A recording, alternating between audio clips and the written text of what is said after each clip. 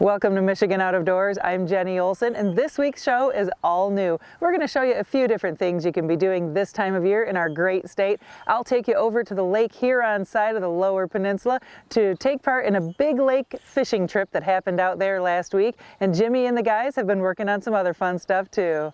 Well, that's right, Jenny. We have been out doing a few more things for this week's show, and our first story actually is going to be a father and son turkey hunt. You won't want to miss that. Some great footage on that story.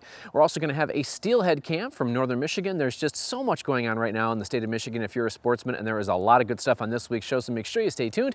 I'm Jimmy Gratzinger, and it's time for Michigan Out of Doors. From the first spring rains to the soft summer breeze, dancing on the pine forest floor, the autumn colors catch your eyes. Here come the crystal winter skies. It's Michigan, Michigan out of doors.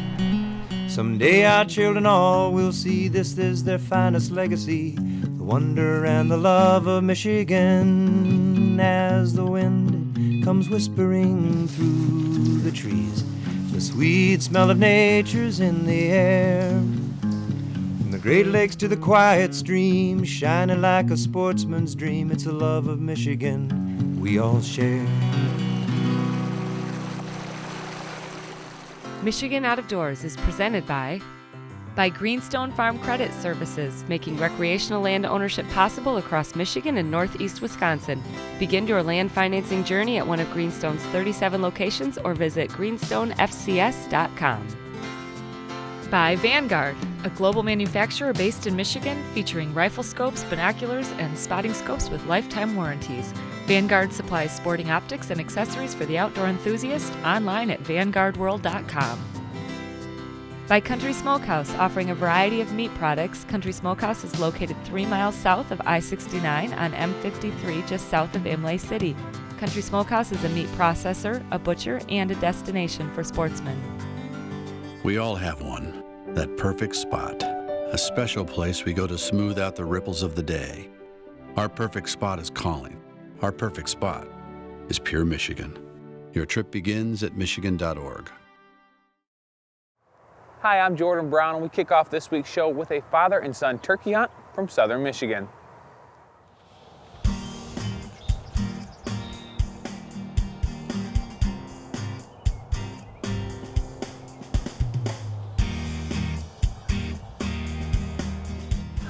We've been sitting here probably about 45 minutes now and haven't heard any gobbles. We've seen 4 hens come from behind us from this corner back here.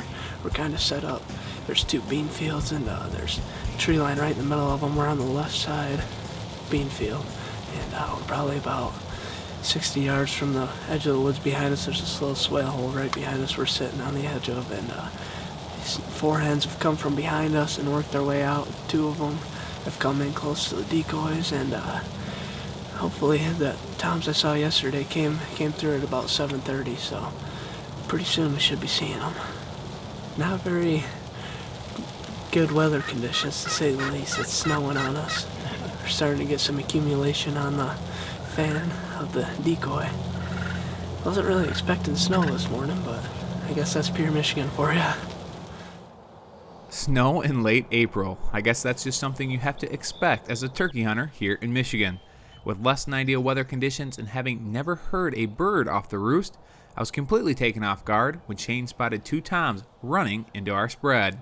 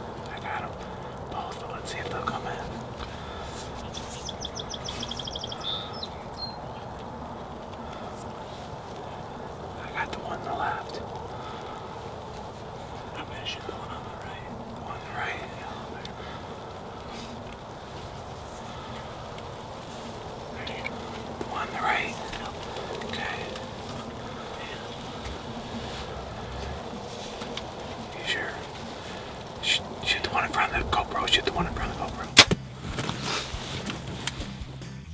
we were sitting here, and two toms just came from our right when we saw them. They're like 50 yards, and they were coming, and came right to the decoys, and I ended up getting the one with my bow. He only went about 30 yards and piled up out there, so he's dead right there in the field.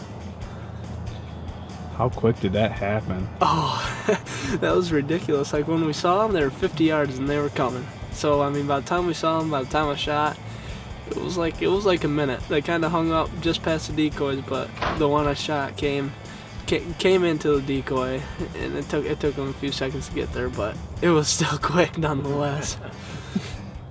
Oh, how quickly a hunt can change, and this one was about to change again as Shane stepped out of the blind only to see 3 more toms working their way in.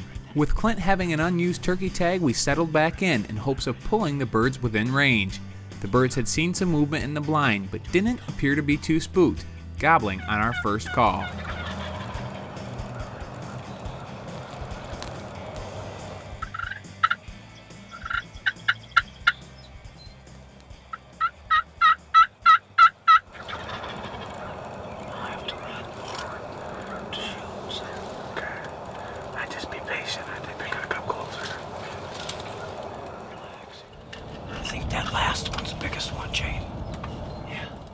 With Shane still sitting outside of the blind and his bird laying in the middle of the field, these turkeys knew something wasn't right, but were skirting us just on the edge of shooting range.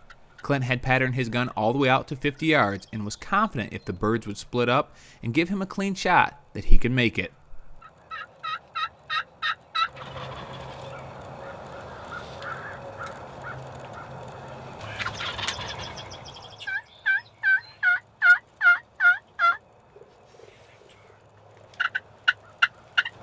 Separate them out if you think you can do it.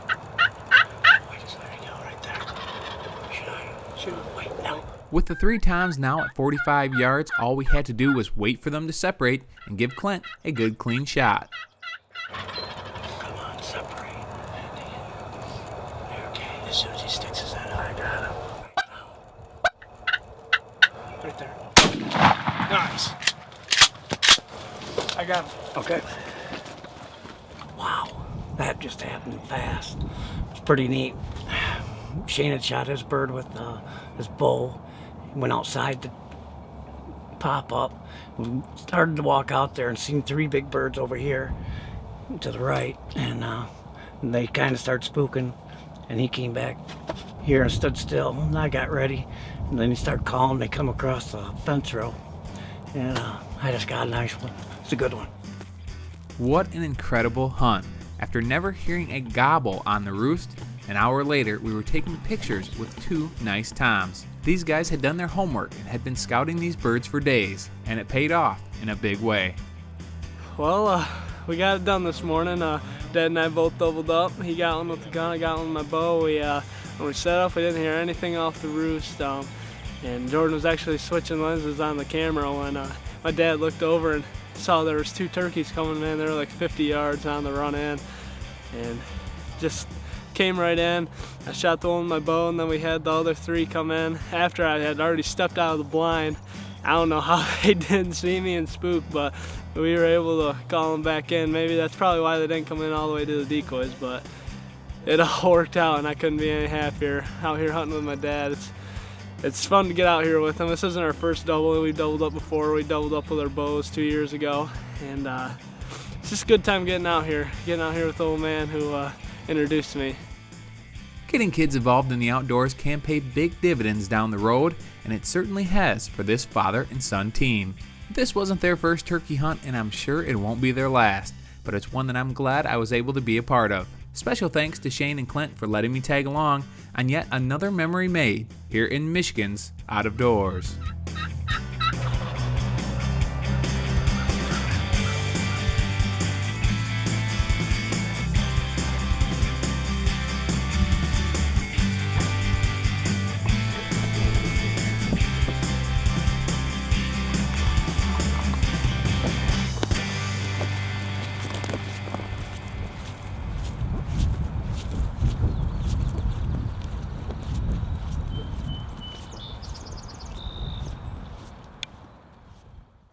Well, that was a pretty cool turkey hunt, and it's one I certainly won't forget.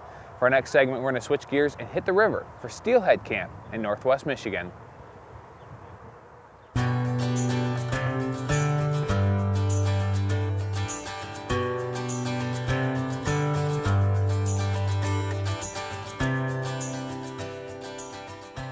A few weeks back, I had the good fortune of tagging along with one of our friends from Greenstone, Luke Baker, at his annual Steelhead Camp in northern Michigan, and was even able to make it up the night before we hit the water to check out camp. We're in the northwest corner of Lake County. We're about a quarter of a mile away from the Little Manistee River by 18-mile bridge. My wife and I have always dreamed of having some property up here.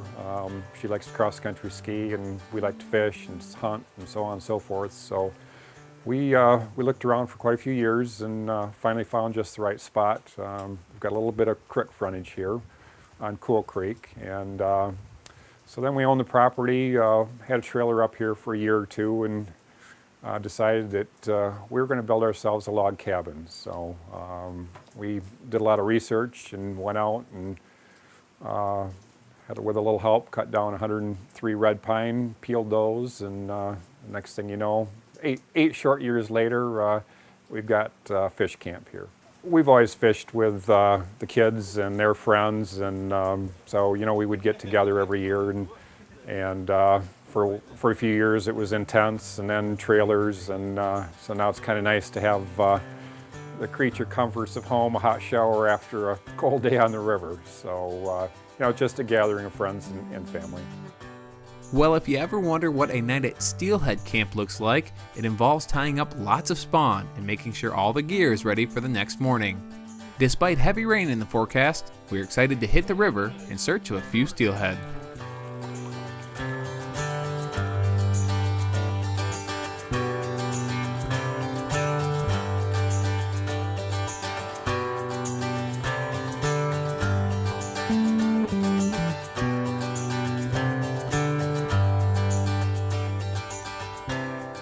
Today we're above High Bridge on the Big Manistee River. We're fishing below Tippy Dam but above High Bridge. A lot of water in between here and in the dam. Our method of fishing today, there's a lot of different ways you can fish in here. I mean, guys back bounce, side drift or drift fish. We choose to float fish today, and it's just a personal preference. So we're just fishing with a bobber, and got a pretty simple setup here. Basically, we start with a bobber, and there's a lot of different ways to do this, but I have fixed my bobber to my float line here, and just tie it on here with some surgical tubing. And in this river, I'm gonna go with kind of 3 split shot right below my bobber. Again, this is personal preference. Down to my 2-way swivel here, and then I've got leader line. And I've just got shot evenly patterned all the way down my leader line here, what I call my shot line.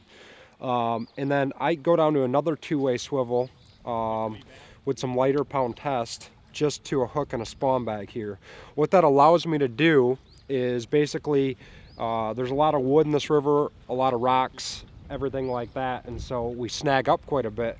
With this particular setup, it allows me just to break my leader line and my hook off, so I don't have to retie my entire shot line, is basically what I'm doing. Oh, yep. There we go, good fish.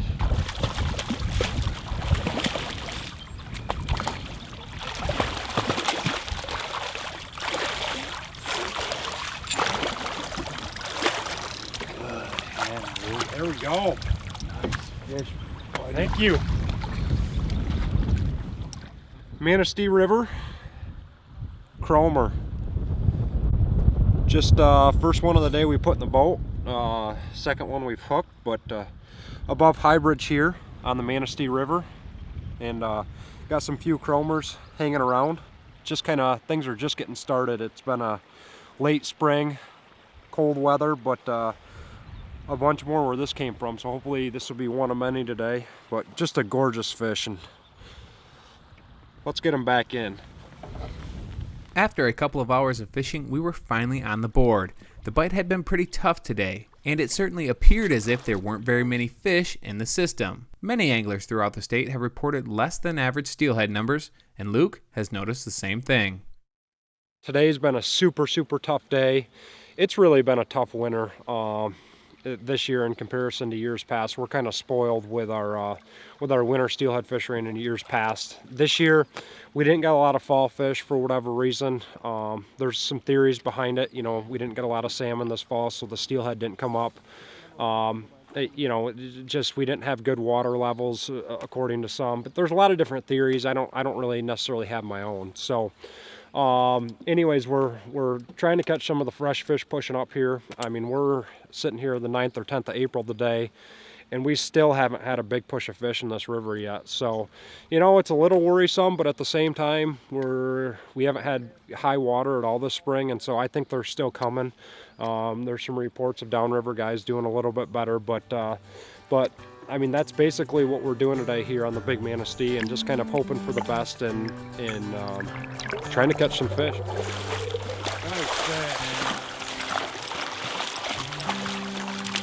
Another gorgeous Manistee chromer. Getting some chrome fish though. Yeah, That's yeah. Nice little female this time. Well, our second fish would be our last.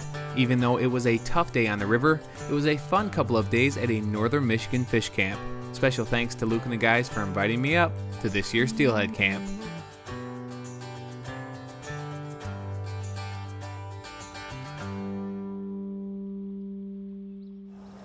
The talk across the state amongst big lake fishermen over the last few years has been about Lake Huron and whether or not that fishery is going to be coming back. Well, we were out on the water to check it out for one of the state's oldest fishing tournaments.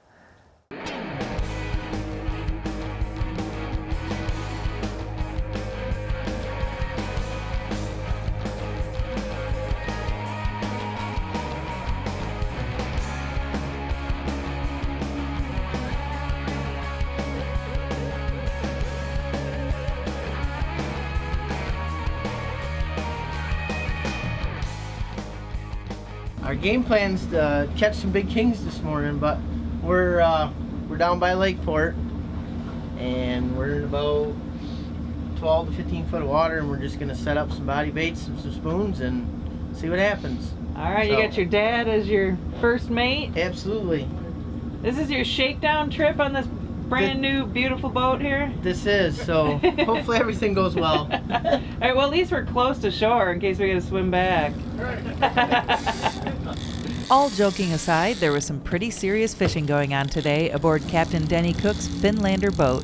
Today was a special pre-fishing day for the 37th annual Salmon Stakes tournament that takes place in Lower Lake Huron. Denny's dad, Jerry, was acting as first mate today, and here to help reel in the fish were co-workers Alex Albright, Matt Wallace, Josh Catranza, and Kim Miller. These folks work at a local sporting goods shop that sponsors the tournament. Kim was up to bring in the first fish of the day. The king salmon population is on its way back here, but lake trout are still the prevailing catch here on Lake Huron. Pulling pretty good? Yeah. It's all right. You can see it right there. Oh, you see it? Hey, yes. we gotta get a photo of that. First fish ever on this boat. That's awesome. Yeah. Cool. First fish on the new boat. Nice little lake trout on Craig Steelhead, I believe, was the spoon. Captain Denny just upgraded his boat to this 2011 31-foot Tierra Open that's almost too nice to fish on. There wasn't a lot of time to celebrate the new Finlander's first fish because Josh was already hauling in fish number 2. Well, feel pretty big? Yeah, feels like a good one. All right. It's better than being at the store, right? Oh, so much better. Unless my boss is listening. All right. Oh, look at that sunrise. Nice job. That happened fast? Yeah, doing good so far.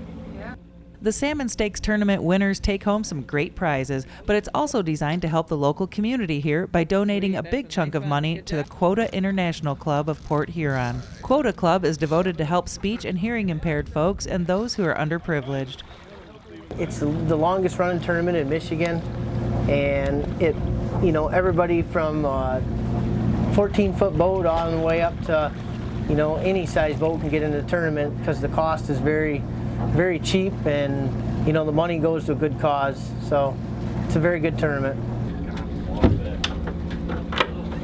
This happening fast. How long have you had the lines in? Half hour? Yeah. Yeah. Great. So we got 3 already. Hopefully it keeps up.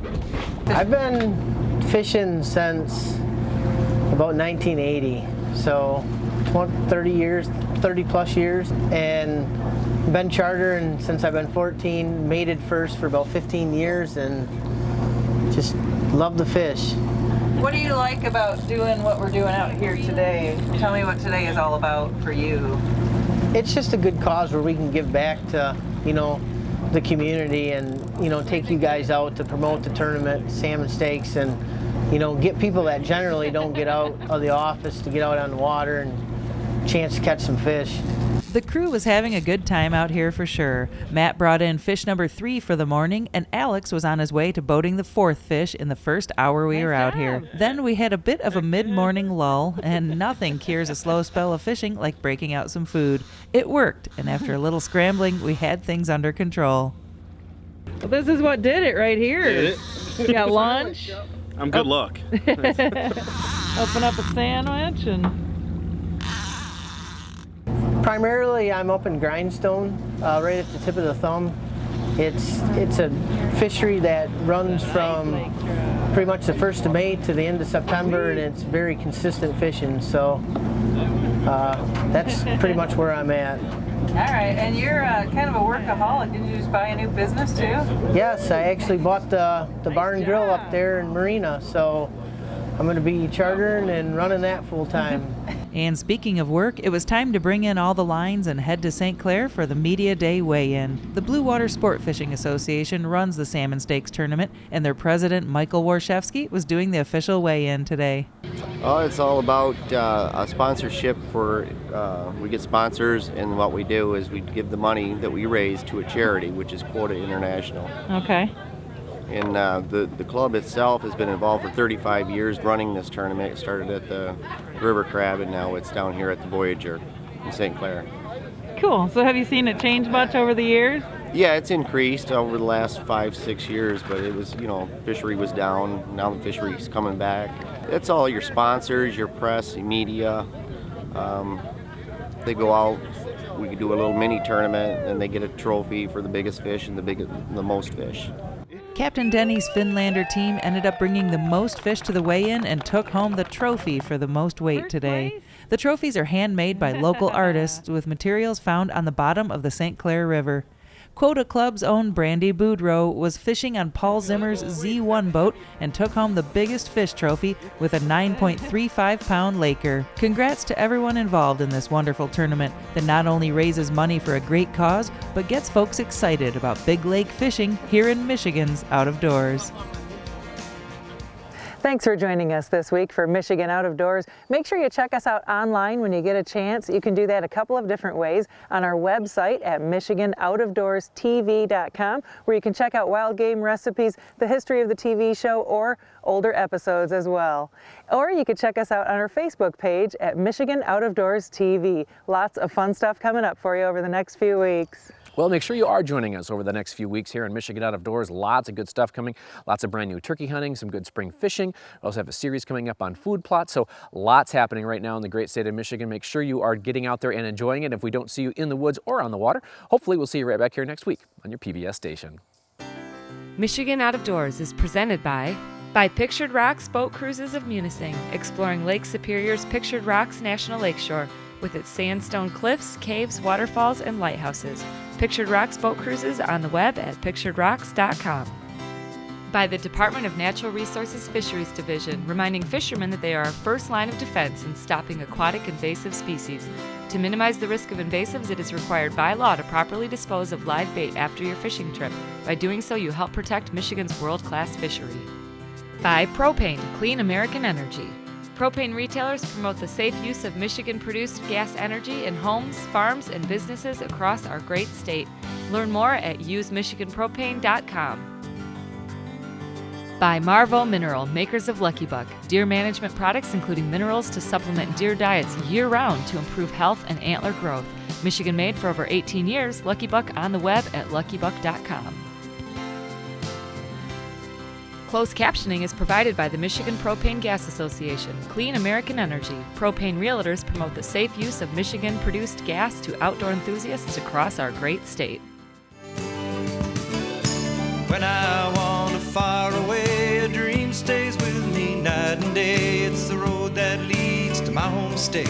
I am a Michigan man.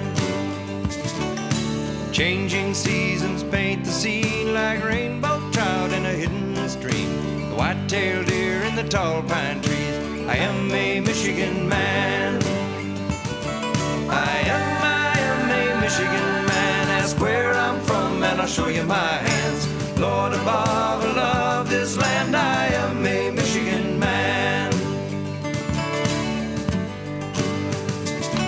From the Keweenaw down to St. Joe, Kalamazoo, east to Monroe, to St. Marie and back again. I am a Michigan man. I am a Michigan man. Ask where I'm from and I'll show you my hands. Lord above, I love this land. I am a Michigan man.